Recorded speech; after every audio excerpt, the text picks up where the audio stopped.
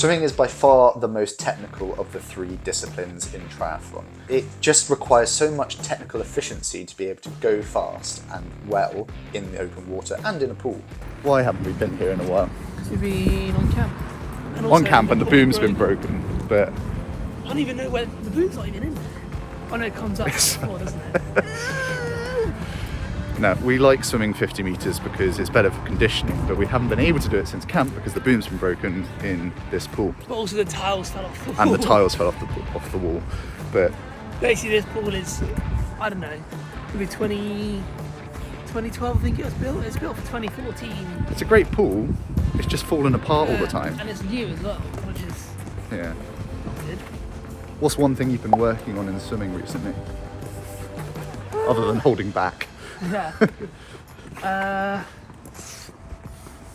Don't think too hard. Making like fast as easy as possible.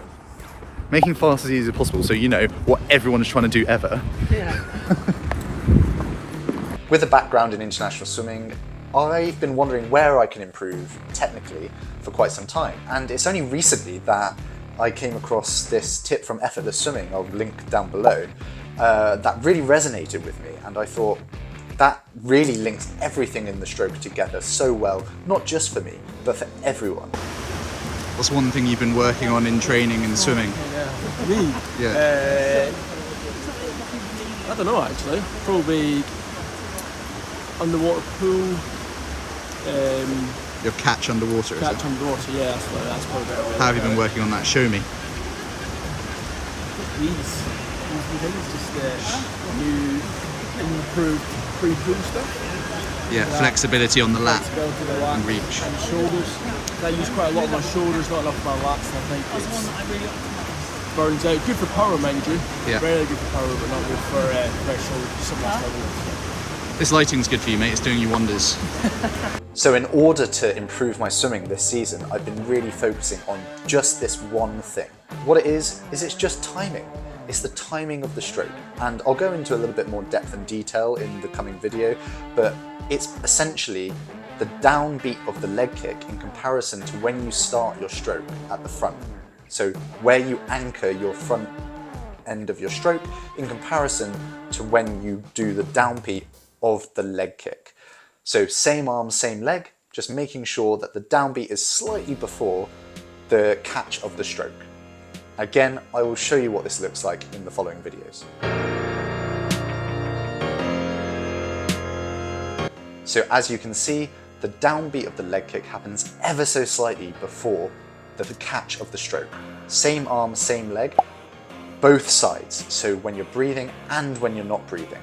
And that's the fundamental part, just the rhythm of that two-beat kick is so important for triathlon to make things as efficient as possible so you're moving as far through the water as you can per stroke. And it's really revolutionized my whole season of swimming. And I cannot stress enough how important it is to be able to have that nice smooth stroke, both in a pool and open water.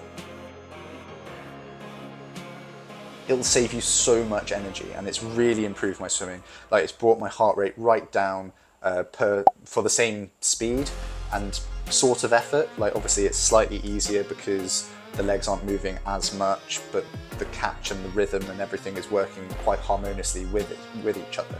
So yeah, do give it a go. Like I think that this is a really good way. And if you watch any pro swimmer, they'll be doing this. And it's one of those things like when you start seeing, or when you buy a car and then you start seeing that car everywhere, you start seeing this with good people's strokes. It's like, okay, well, why does that stroke look so good?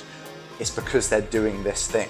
So do like have a look at other people, have a look at what you're doing, and yeah, just get into the habit of doing it because it really, really helps make you faster. Let me know what you think in the comments below as to whether or not this resonates with you, but I really think it could help. Just give it a few sessions to bed in and have a go at and get used to. But yeah, do let me know in the comments below whether or not you think this will be useful for your own swimming.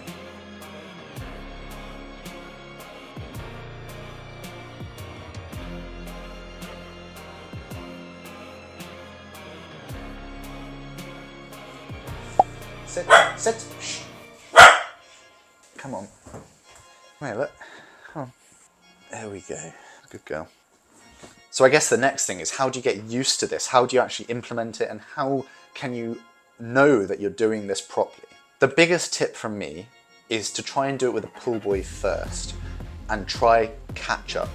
So 3/4 catch up, so not a full catch up where you're going all the way to the front and trying to touch your hand before you start the next stroke. Do it just before you enter the water so that you're practicing engaging that arm a little bit later than you probably would usually, and therefore you're holding it higher in the water and forcing your hips around and rotating them before you start your catch phase. This is such an important part.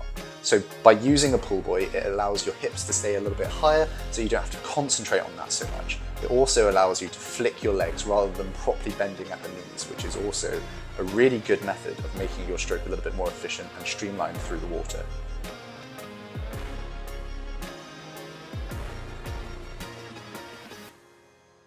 So again, if you can do a 3/4 catch up with a pull buoy, this will really help practice that downbeat leg kick with the initial phase of the catch.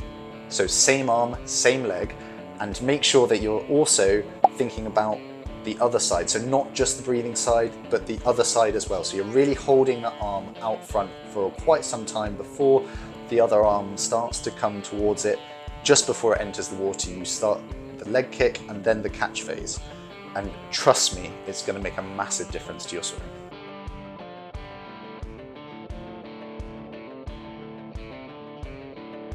I just feel like I'm moving so much better through the water at the moment in comparison to what I was last year.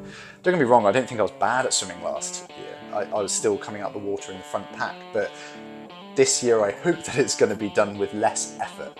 So I think that with this efficiency and movement through the water, it's going to benefit me later in the race. So I'm having to expend less energy to get to that point in the race.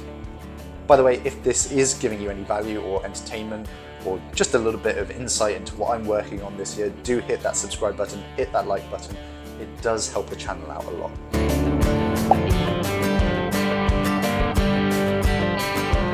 One last note, to help with this drill, with the pull buoy and the catch phase and 3/4 catch up, you can also use paddles. So paddles really overemphasizes the catch phase and allows you to get a little bit more strength and catch at the front end of your stroke. So that is it. That's the last of my tips, and I hope that that does help you with your swim technique. It's really helped me this season. It's the only thing that I've been thinking about for the entire season, just trying to get that nice rhythm and timing. I'll link down below, again, the videos that I watched to encourage me to do this and help me. But yeah, I haven't gone into too much detail in terms of my actual swimming technique, because I don't think that I can do it in the same kind of way as Effortless Swimming has done it with the video analysis. So do take a look at that and yeah, educate yourself on what I mean with those videos as well, in conjunction with this video. But thanks for watching, and I'll see you next time.